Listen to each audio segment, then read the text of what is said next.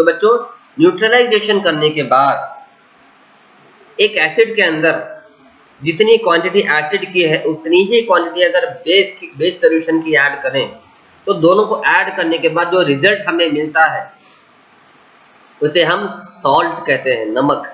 ठीक है, ये वो नमक नहीं होता जो हम डेली खाते हैं। नमक बहुत तरह के हैं, बहुत किस्म के नमक है। ठीक है, ये वो नमक नहीं है जो हम खाते हैं। लेकिन एक एसिड के अंदर जितना एसिड है उतना ही अगर बेस ऐड करें तो जो रिजल्ट हमें मिलता है, जो प्रोडक्ट हमें मिलता है उसे हम सॉल्ट कहते हैं। और ये सॉल्ट एसिडिक भी हो सकता है, बेसिक भी हो सकता है और न्यूट्रल भी हो सकता है। न्यूट्रल मीन्स ना एसिड ना बेस। मतलब ये कि reaction between an acid and a base is known as neutralisation.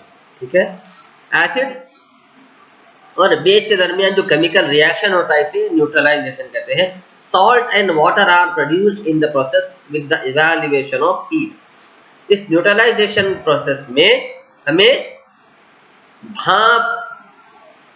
हमें गैस की शक्ल में भाप निकल के हवा में ऐड हो जाती है और हमें पानी के मॉलिक्यूल्स भी मिलते हैं। फॉर एग्जांपल एसिड को अगर बेस में ऐड करेंगे तो हमें क्या मिलेगा? नमक मिलेगा और पानी के मॉलिक्यूल्स मिलेंगे, पानी वाटर मॉलिक्यूल्स मिलेंगे। इसके साथ में हीट उबल जाएगी। ठीक है, इसके साथ में भाप हीट जो है भाप बन के उबल जाएगी। इसी तरह अगर हम ये रिएक्शन देखेंगे, for example hydrochloric acid HCl जिसमें हम फेनोक्सिलिन ऐड किए थे, उसमें अगर सोडियम हाइड्रोक्साइड ऐड करें, सोडियम हाइड्रोक्साइड जो बेस है, फेनोक्सिलिन ऐड करने के बाद जिसे ऐड किए थे वो बेस है। तो हाइड्रोक्लोरिक एसिड के अंदर सोडियम हाइड्रोक्साइड अगर ऐड करेंगे तो हमें रिजल्ट क्या मिलेगा? Sodium chloride NaCl plus water. ठीक है, सोडियम क्लोराइड प्लस वाटर। ये एसिड भी हो सकता है NaCl, या फिर बेस भी हो सकता है, या फिर न्यूट्रल सॉल्यूशन भी हो सकता है। क्यों? क्योंकि इसमें दोनों भी है, एसिड भी है और बेस भी है। ओके, अब आइए देखते हैं न्यूट्रलाइजेशन हम हमारे डेली लाइफ में न्यूट्रलाइजेशन कैसे होता है। ओके बच्चों, कभी कभी आपको बदहजमी हुई, मतलब खाना बहुत देर तक अगर खाना नहीं खाए, या फिर कभी कभी खाना ज्यादा खा लिए तो आपके पेट में कुछ तकलीफ, कुछ मरोड़ ऐसा होता है ना, उसे इंडाइजेशन कहते हैं। क्या कहते हैं उसे? इंडाइजेशन, बदहजमी। Our stomach contains hydrochloric acid.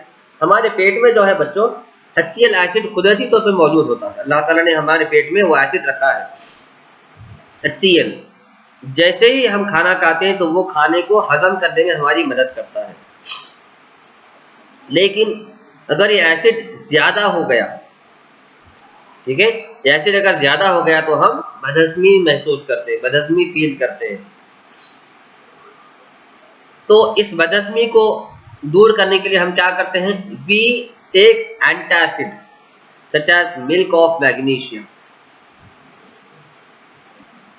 Milk of magnesium ये एक दवा का नाम है जिसमें मैग्नीशियम हाइड्रोक्साइड होता है। ये क्या करता है? हाइड्रोक्लोरिक एसिड के असर को खत्म करके इंडाइजेशन को, बदहजमी को कम कर देता है। उसी के साथ साथ इसके अलावा भी जब हमें चोटी काटती है, when an ant bites, जब चोटी काटती है, it injects the acidic liquid into the skin। चोटी जब हमें काटती है तो वो अपने डंक से हमारे चमड़े में एक एसिड छोड़ती है। उसी एसिड की वजह से हमें जलन और तकलीफ होती है। इसी जलन को हम क्या करते हैं? जब जहाँ पे हमें चोटी काटती है हम क्या करते हैं? वहां पे खुजाते हैं।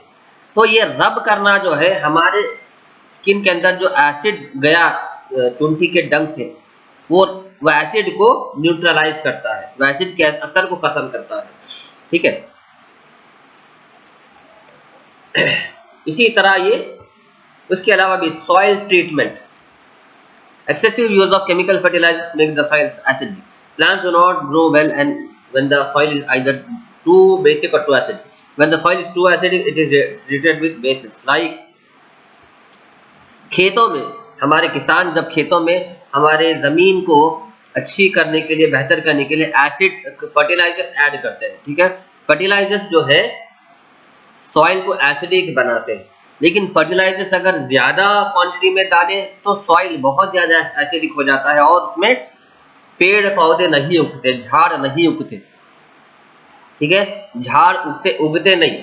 तो इस अगर ये फर्टिलाइजर्स के ज्यादा ऐड करने की वजह से मिट्टी और जमीन ज्यादा एसिडिक हो जाए तो उसमें बेस सोल्यूशन डाला जाता है, जैसे कि क्विक लाइम और स्लेक्ट लाइम, जैसे कि चूने का पानी, ठीक है।